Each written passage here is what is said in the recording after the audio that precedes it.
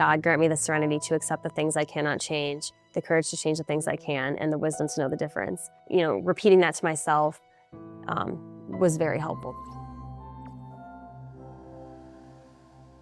Confidence and self-affirmation is so important when you have a broken mirror. Let me explain what a broken mirror means.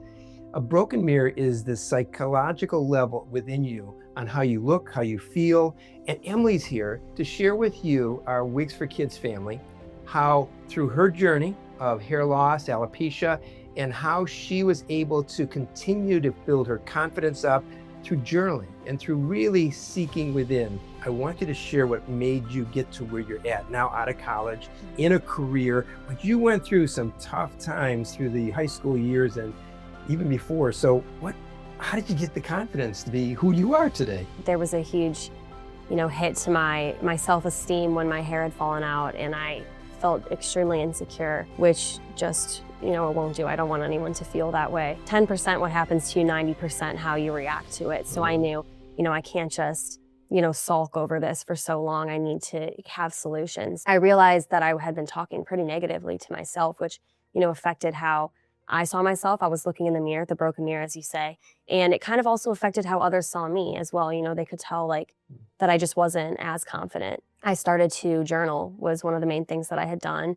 And I, would write in the journal the things that I wanted to believe about myself and that I did believe. So I would write, I am beautiful, I am confident, everything that has to do with, insecurities, just to make me feel better about myself. Somebody would say, well, you're just writing things out. Mm-hmm. But when you journal and to look into a real mirror and to speak out those words, psychology teaches us, as well as spiritual consciousness, is that begins to record, because we're thinking, I've heard the numbers, 30,000 thoughts a day and 50,000, whatever the number is, there's a lot going on. But 80% of it is usually negative on a normal human being who has no challenges except the normal day-to-day life.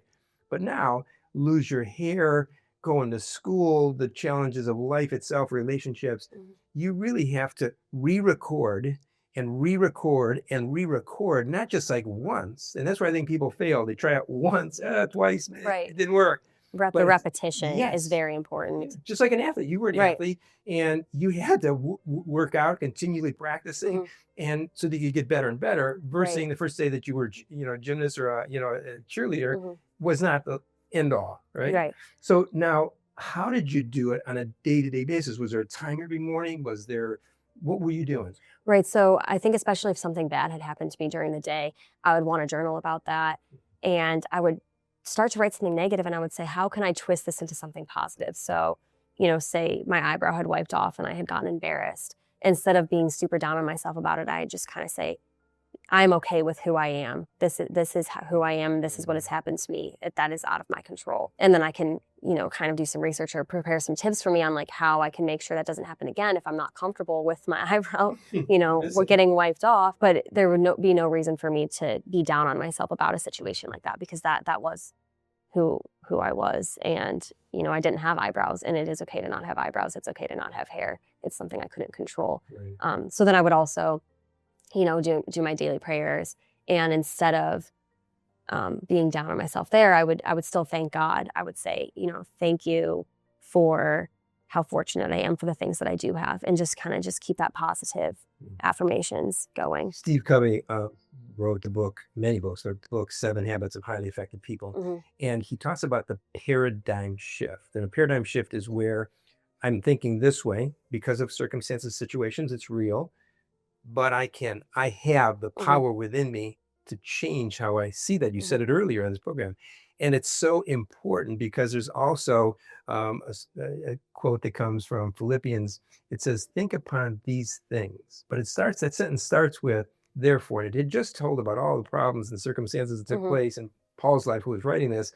But therefore, he says, think upon the things that are good, pleasing, and perfect. And we can all find that. I've worked with people that have cancer. I've had people that have had, burns and all kinds of other issues that have come to see me in my private practice.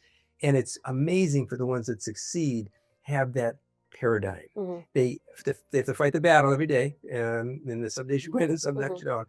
But this journaling helps you go through an incredible dimension that is greater. And explain to us also, diary and journaling are definitively very different, although people put them in the same category. Yeah, They're that not. is. Yeah. That kind of isn't something that I had thought about, but I do have like a separate kind of thing, like a diary, saying whatever I want. But in my journal, I'm being very thoughtful about what I'm writing down in there with the positive affirmations, you know, something that will make me feel better if I want to look back and read it, or, you know, lessons I've learned. Yeah. And it's ministering to you. Yes, exactly. Yeah. So yeah, also in my journal, I would write down the Serenity Prayer. If anyone's ever heard of it, it's God grant me the serenity to accept the things I cannot change, the courage to change the things I can, and the wisdom to know the difference. So just, you know, repeating that to myself was very helpful, because I needed to accept the things I couldn't change, and I could not change the fact that I didn't have hair, but I needed to have the courage to change the things I can. You know, I could get a wig, I could microblade my eyebrows, I could do whatever I needed to do to make me comfortable, but I couldn't just make my hair grow back, which is out of my control. But the things that I can control, that is what I wanted to be doing, the things that made me feel good about myself. One of the books that I've written, not only the journal book that I wrote, but also the book I call Metamorphosis. It's about an ugly caterpillar that transforms into a beautiful butterfly. I wrote it because of a child that I watched go through what you just said. I mean, you touched me deeply, because I watched a child go through that process, many of them, you know, with Weeks for Kids, but I watched them feeling like they were the ugly caterpillar. So I wrote about that. And then a beautiful butterfly tells them about this journaling and about the repetition of affirmations for themselves, looking in the mirror, and then the blossoming of the cocoon, and they became a butterfly. And I think that that's what you're talking about. It's really taking charge of your life, taking control of what may be a lemon at the moment, but you're turning it into lemonade.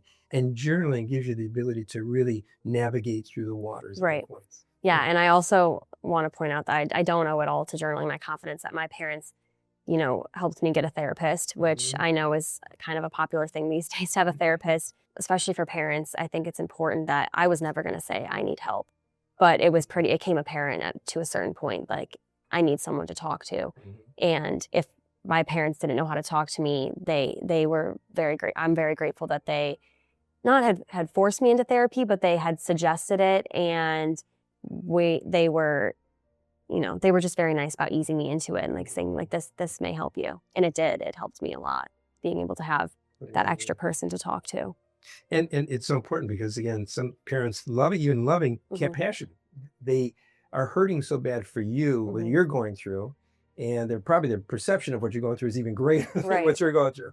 But in turn, that perception makes them sometimes limited in the ability to really give you the ear, because sometimes you just want to talk. Yeah, I did. And I was never going to say, please put me in therapy, because I'm stubborn like that. So when they had approached me about it, I felt comforted that they were doing something to help me. You've got a lot to kind of digest from this particular episode.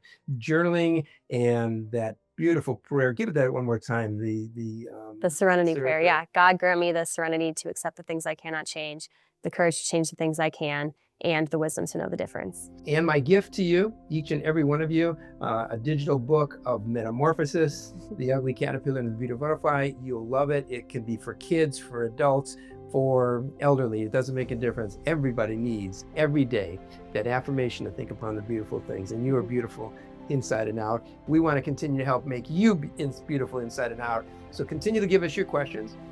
Join and subscribe our YouTube channel here, and hit the bell and hit the likes, so that helps us notify you and get everybody to know that we're here to help you look good, feel better, and truly be beautiful inside and out. We hope you've enjoyed watching this video and learning something from it. Help us grow our YouTube channel by liking this video and subscribing to our YouTube channel.